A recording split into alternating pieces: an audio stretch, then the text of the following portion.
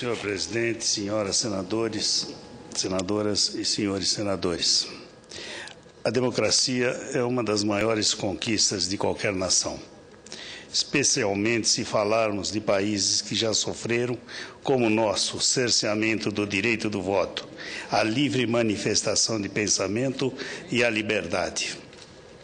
Estamos assistindo, de certa forma, ainda estarrecidos, os últimos acontecimentos no Paraguai. Quero ressaltar que sou um profundo defensor do Estado democrático de direito, dos princípios da soberania popular e da divisão dos poderes.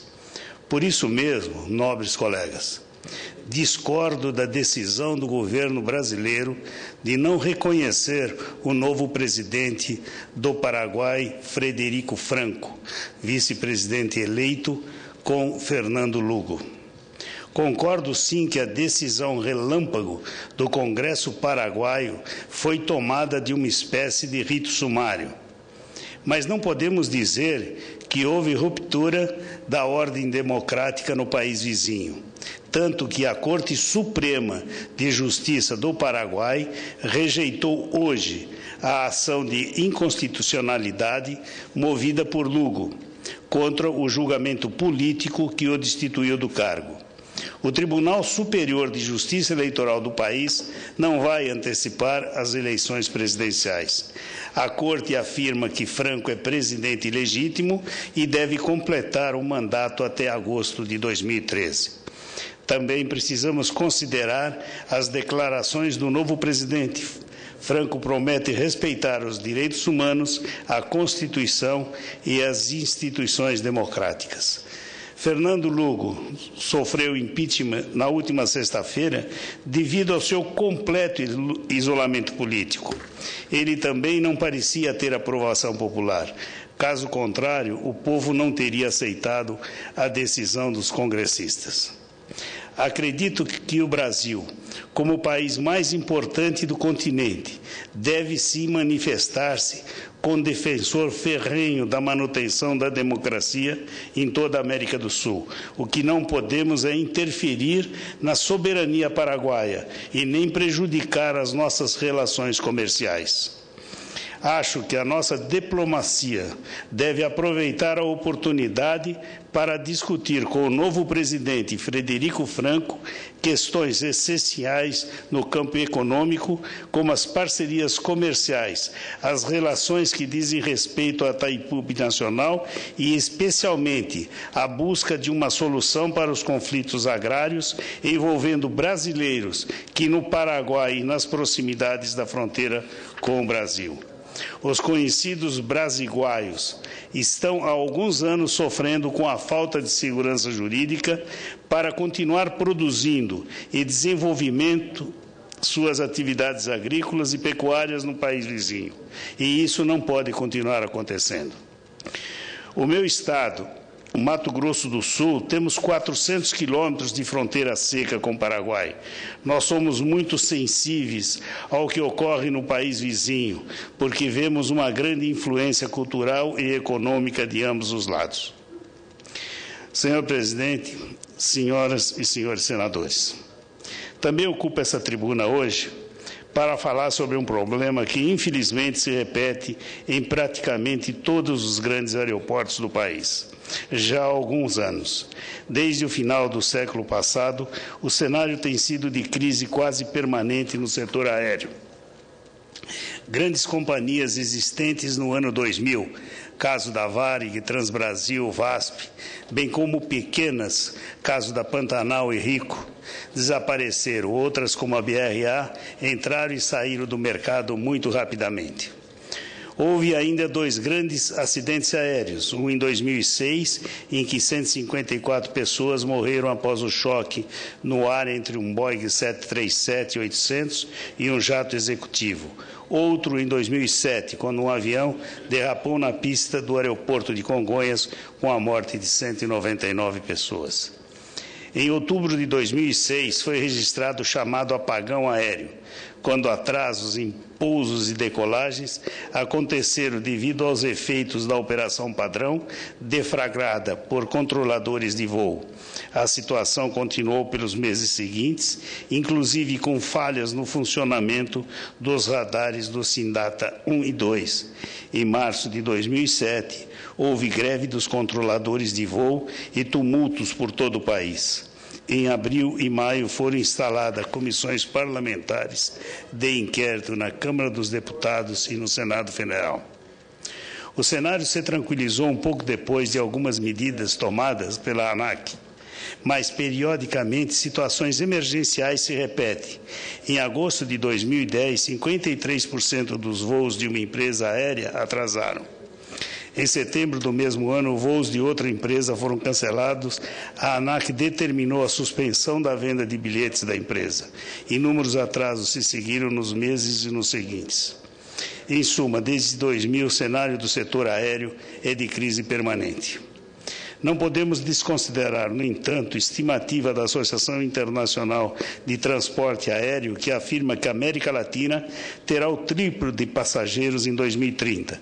Serão 438 milhões, comparados aos 145 milhões de 2010. Infelizmente, no entanto, o Brasil não tem feito o suficiente para assegurar o desenvolvimento do transporte aéreo. E o grande problema diz respeito à estrutura aeroportuária, ineficiente, inadequada e, sobretudo, insuficiente para atender às demandas brasileiras das próximas décadas.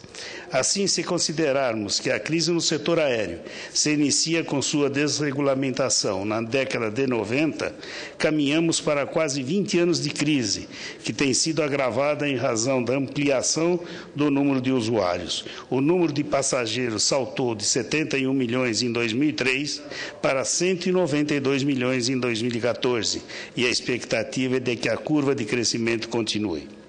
Há, pois, um claro descompasso entre o crescimento de número de passageiros e a infraestrutura existente, que é composta de 3 elementos principais: pista de pouso, decolagem, pátios para estacionamento de aeronaves e terminal de passageiros.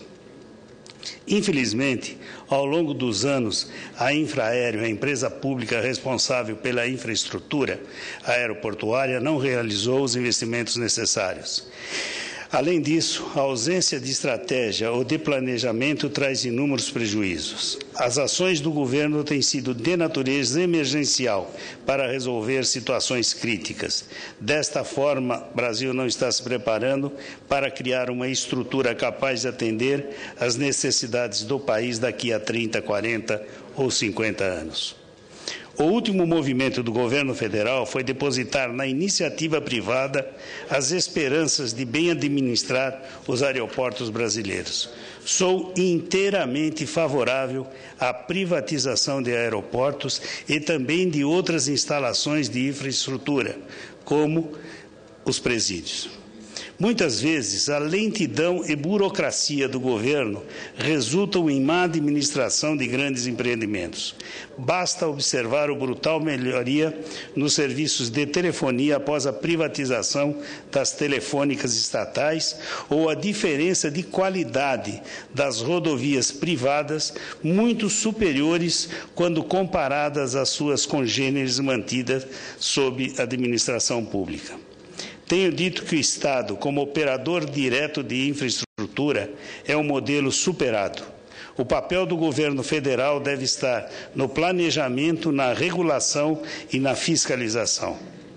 No entanto, é preciso observar que a mera transferência da iniciativa privada não é suficiente para que haja melhoria na qualidade dos serviços de infraestrutura. É preciso mais. Primeiro, cabe ao governo definir exatamente o que ele deseja. Não podemos também focar nossas preocupações apenas nos grandes eventos esportivos que estão por vir, como a Copa do Mundo e as Olimpíadas. Quais são os cenários desejados para daqui a 50 anos? Qual o papel do setor aéreo no Brasil? Em outras palavras, o que pretende o governo? A partir desse passo é que preciso estabelecer as estratégias necessárias para cumprir o plano.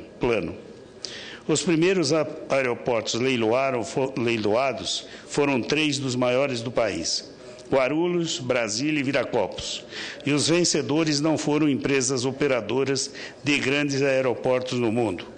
De um lado, houve a temeridade de começar o novo modelo pelos grandes aeroportos, quando o ideal seria começar pelos médios, a fim de verificar o que funciona ou não.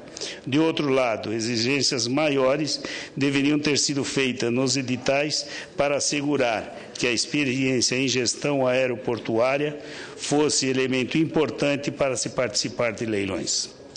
Relatório da Agência de Classificação de Risco, Fitch Ratings, considera que a concessão dos 3 terminais à iniciativa privada permite que eles chamam de margem limitada de erro, ou seja, pouca probabilidade de atender a demanda da Copa do Mundo e das Olimpíadas. A agência Standard & Poor's também já enfatizou a urgência de o Brasil eliminar seu déficit de infraestrutura para atender grandes eventos esportivos. É de se perguntar se o modelo adotado pelo governo federal foi realmente dos mais felizes, haja vista que pairam dúvidas sobre a capacidade de gestão dos vencedores do leilão. As sociedades de propósito específico, criadas para a gestão desses aeroportos concedidos, começaram mal, porque dos 12 representantes dos trabalhadores nos conselhos de administração e fiscal, apenas 2 possuem experiência em administração aeroportuárias. Acredito que a privatização dos aeroportos é uma boa estratégia, feita, evidentemente, de modo organizado, com um modelo que incentive a participação de empresas experientes e dispostas a investir no setor. No entanto, meu temor é que os governos tenham repetidamente falhado em apresentar esse marco regulatório para o setor aéreo. O resultado se materializa nas quase 2 décadas de caos, apagões, acidentes, passageiros prejudicados, danos materiais e morais de grande monta. Enfim, uma sequência de erros. Falhas, equívocos que são imensamente prejudiciais aos interesses do país e do nosso povo. Infelizmente, presenciamos diversos modelos convivendo simultaneamente. Há resquícios dos governos militares com propósitos nacionalistas, junto com os ideais liberais da década de 90, bem como iniciativas esparsas levadas adiante neste século para resolver problemas pontuais. Agora há também as concessões, cuja eficiência ainda é uma incógnita. O governo deve agir. O resultado da omissão ou da inação atuais é o fracasso. A continuar sem direção, permaneceremos para voltar à minha digressão inicial, a ser o eterno país do futuro, promessa incapaz de concretizar os seus sonhos de progresso e desenvolvimento. Finalizo, senhor presidente, falando de outro assunto, a Rio+20. Apesar das críticas, o texto final do encontro, acredito que o documento deve ser encarado como um ponto de partida para grandes avanços no futuro, em busca de novas estratégias para a real implantação do desenvolvimento sustentável e da economia verde. A preocupação ambiental não pode estar fora da agenda de nenhuma nação. Era o que eu tinha a dizer, presidente. Muito obrigado.